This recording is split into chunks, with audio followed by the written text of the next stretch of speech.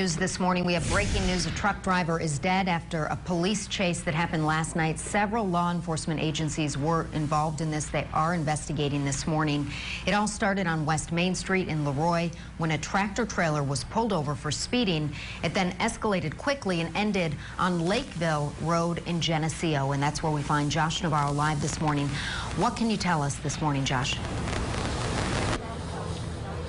Good morning, Leah. Well, it is quite a scene here off Lakeville Road in Geneseo. You can see that that truck is still behind me. You can see their trailer is leaning upwards.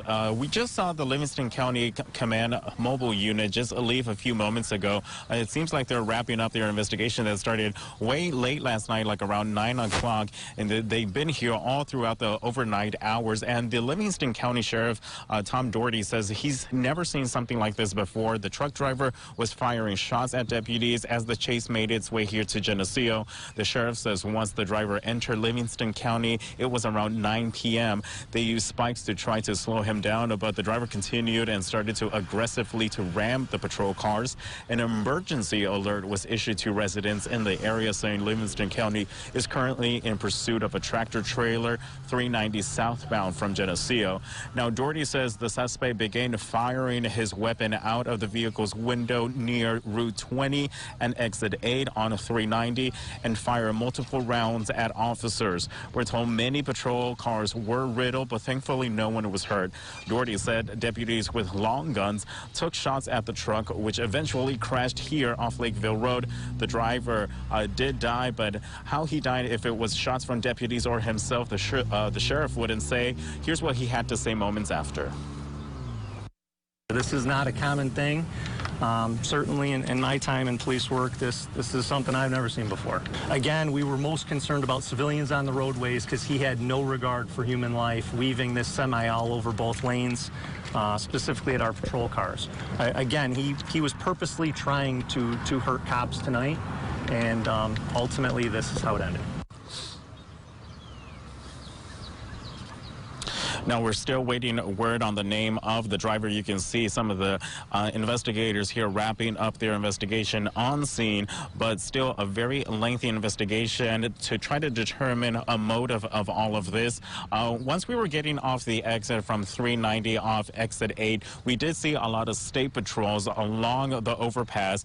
Apparently that's still part of this investigation, so they closed off that area or blocked off a portion of the overpass off Exit 8 on 390. If you're driving by there and you see a lot of patrols, that's what's going on. Still an active scene out here. They still have the caution tape, the crime tape around this perimeter. For now, that is the very latest here in Geneseo. I'm Josh Navarro, News 8. Oh, such a scary situation you described there, Josh. Thank you so much for that update. We are expecting to learn much more as the investigation is ongoing.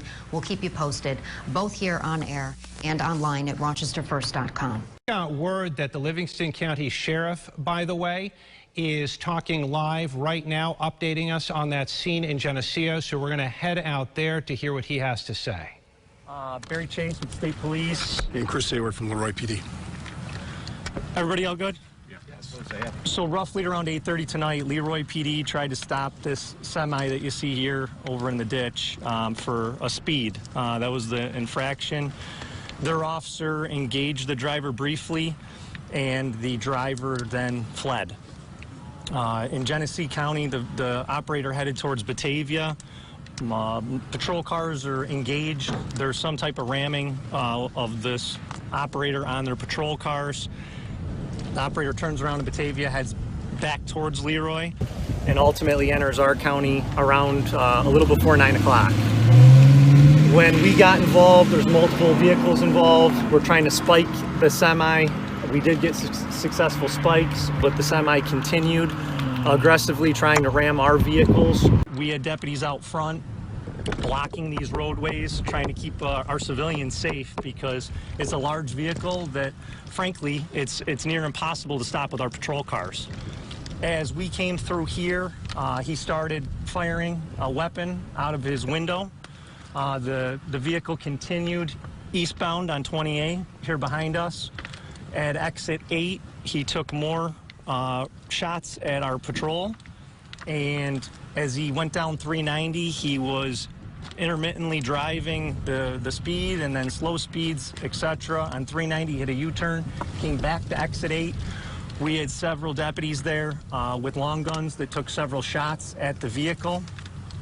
The operator continued here, where there was again several deputies stationed with long guns, and ultimately came to rest here. So that's it that I can give you now. This is all very preliminary. As we work through this, we have a lot of assisting agencies with the Genesee County Sheriff's Office, who was involved over there in the initial, as LeRoy started it, and then all of them were involved here, and the state police, I believe, jumped in Livingston County. So we have a lot of scenes to tech with a lot of gunfire exchanged. I will confirm that the operator is deceased, and we're working through the background timeline of who this guy is, why this happened, all those things that you're going to want to know. That's our job, and that's what we're working to figure out. What was in the vehicle? We're working through that. So that's part of our investigation now. If you see over there, there's crime tape up. Livingston County Sheriff Tom Dougherty updating us on this police chase in Livingston County that ended with the death of the suspect, the driver in this case. Something new we learned is that this chase started outside of Livingston County, out near LeRoy, then came into the county. The driver, according to the sheriff, shooting at officers and deputies with long guns shooting back on 390, ended just outside the village of Geneseo. You can have all the updates you want from this over at rochesterfirst.com. I think you stop a semi the way that we did. When he started firing at us, then we fired him. And again, I don't know if we're looking at how to stop a semi. Well, there's very limited resources to do that. So we did have our MRAP en route here. That's a heavy military vehicle that is armored, because again, he's taking shots. We have multiple patrol cars struck. I think LeRoy had their car hit. I know we have a couple of our cars hit. Fortunately, no deputies, troopers, officers were hit. So that's really good news. No civilians were hurt in this, but there was some very, very close calls. How close were the shots to our deputies? Very close. At Country Club specifically, I was in the front and stack on when we're coming through here, and I radioed to the car at Country Club to get behind, because this is where he started shooting, and the car took a shot right next to the deputy. So again, he was purposely trying to hurt cops tonight, and ultimately this is how it ended. Single operator in the vehicle. Hyperreach, I hear phones. We did use Hyperreach to clear the roadways. That's an emergency feature that uses cell phone towers. Again, we were most concerned about civilians on the roadways, because he had no regard for human life, weaving this semi all over both lanes, specifically at our patrol cars. So we did use the iPause function. We gave the tone out, so I'm sure many will say, you know, it said clear the roadways, and then we did an update once the roads were clear again. Sheriff, is it certain that he was shot by law enforcement as opposed to this was self-inflicted? I'm not going to say specifically. I mean, I think it's safer to wait until the investigation is complete, but I can confirm that we had multiple deputy sheriffs with long guns outside their vehicles taking active shots at the operator. At what point do you actually decide that it's going to come down to shooting at a moving truck? When he starts taking shots at our cops, absolutely. When gunfire is exchanged and they're trying to kill our deputies, then yeah, that's when it was decided that we would use lethal force. You said that the chase started in LeRoy. Can you say exactly where in LeRoy that started? Was it on Route 5 or anything like that? Yes. The chief could give you specifics on that. What happened? The officer initially stopped him for a speed on West Main, which is Route 5 in LeRoy, and he was right from the get-go would not follow the officer's direction. And when he took off, the officer was still on the truck and had to jump off the truck as he pulled away. Was that officer hurt? No. Do you have any officers hurt? Nobody has any. No deputies, troopers, or officers were struck. Again, patrol cars were struck. All the cops involved in this are accounted for, and nobody was struck. And to clarify, you had vehicles hit by the truck, but also hit by bullets.